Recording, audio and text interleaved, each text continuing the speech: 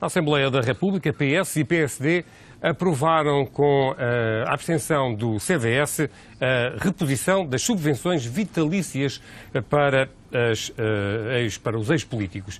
Ora, este é o primeiro tema da análise de hoje da Elizabeth Tavares. Elizabeth, bom dia.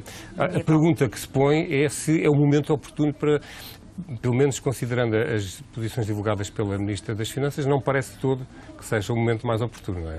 Não parece, em todo o caso, é de saudar que os dois principais partidos políticos do país se entendam, embora, e isto é que é lamentável, que seja num assunto de defesa em causa própria, não é? Portanto, defender os interesses dos próprios políticos.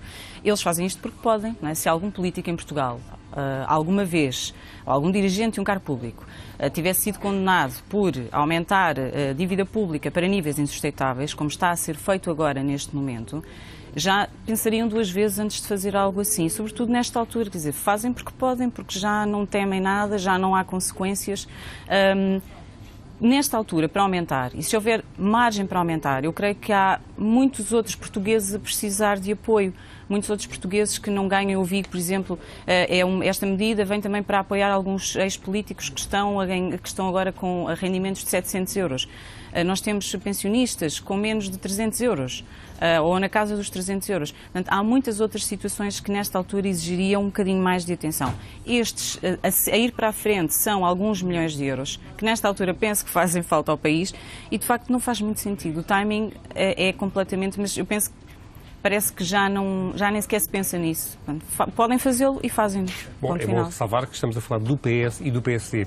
Quer a oposição, quer o próprio CDS tiveram posições, apesar de tudo, diferentes. Não é? É verdade, isso é verdade. Em todo o caso, no caso do CDS, para mim, quem cala consente. Tem uma posição de neutralidade, nesta altura poderia ter, não sei, obviamente estando no governo, dificilmente poderia ter em termos políticos, mas isso não me cabe a mim comentar, mas de facto em termos daquilo que é a economia, em termos daquilo que seria a justiça social, não é de todo um momento apropriado. Portanto, acho que todos os partidos deveriam e ainda têm essa oportunidade de facto fazer o correto nesta situação.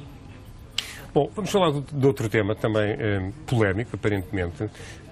Esta intenção da RTP avançar entre, parece, 15 e 18 milhões de euros para poder ficar com os direitos de transmissão dos jogos da Liga dos Campeões.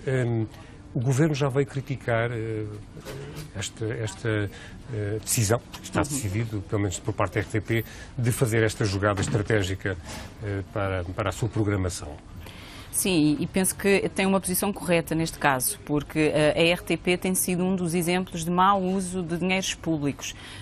Obviamente podem dizer que, neste caso, eu sou suspeita, sendo jornalista do Expresso e da Exame, portanto, trabalhando num grupo que detém a SIC, mas, de facto, é a minha opinião, e penso que muitos também analistas, é que, de facto, não cabe à RTP gastar milhões e milhões com salários, com direitos de transmissão, com fazer uma concorrência e, pelo que me percebi, com valores bastante acima daqueles que eram propostos. A TVI, que é a principal usada, diz isso. Exatamente, exatamente. E, portanto, isso não faz qualquer sentido. Mais uma vez, estamos a falar de dinheiros públicos. E, portanto, há aqui que haver um outro tipo de tratamento e um outro tipo de responsabilidade.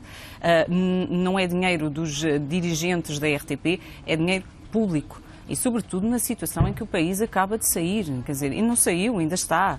Estamos numa austeridade brutal em cima da população.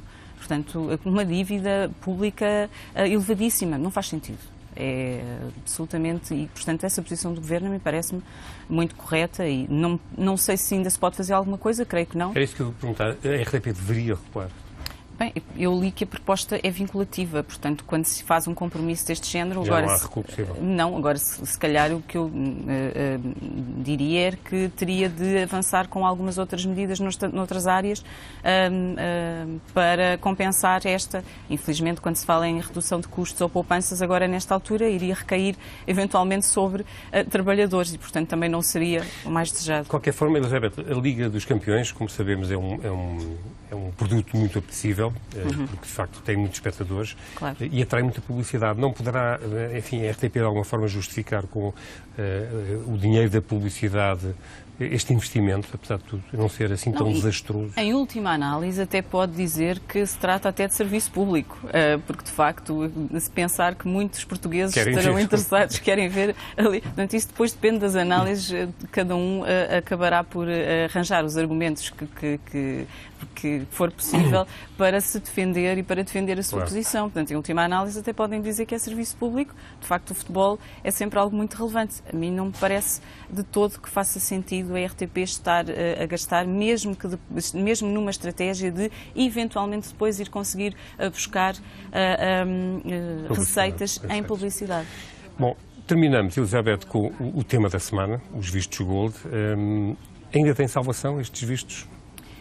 Bem, estes vistos é bastante complicado. Estes vistos são instituídos para conferir nacionalidade, entre aspas, europeia a quem pode pagá-la.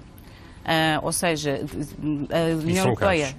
Exatamente. Sem se saber muitas vezes de onde é que vem o dinheiro, e há muitas formas de transferir dinheiro de um lado para o outro. Portanto, a União Europeia tem sanções em relação a determinados países, tem sanções em relação a determinados tipos de negócios, e depois, nesta lógica de concorrência entre países para atrair investimento, acaba por ser já tudo possível. Há uma cedência nos princípios, há uma cedência nos valores, e não é só em Portugal, é na Europa, na União Europeia, e de facto parece-me que não faz sentido para atrair, porque este é um tipo de esquema que obviamente vai atrair e vai incentivar a corrupção. Infelizmente é assim. Portanto, então no imobiliário, sobretudo, atrair este tipo de investimento, ou seja, aceitar dinheiro, entregar nacionalidade em troca de dinheiro. Portanto, quem pode comprar a nacionalidade compra, quem não pode não compra. Portanto, logo assim levanta algumas questões. Mas depois no caso de Portugal, como foi referido, para atrair investimento, para criar emprego, muitas vezes precário, nas imobiliárias, numa imobiliária qualquer. Portanto, compensa aquela lógica de um país, se eu não fizer isto, outro país vai conseguir também fazer isso e atrair o investimento para si. Ok, mas e em relação aos princípios, em relação à forma como isso funciona? Compensa? De onde é que vem esse dinheiro? Faz sentido? Sobretudo depois quando vemos aquelas imagens, e isto já é à escala europeia, quando vemos aquelas imagens de crianças a chegar em barcos no Mediterrâneo, sem roupa e com fome, se calhar esses também dar um visto gold, não?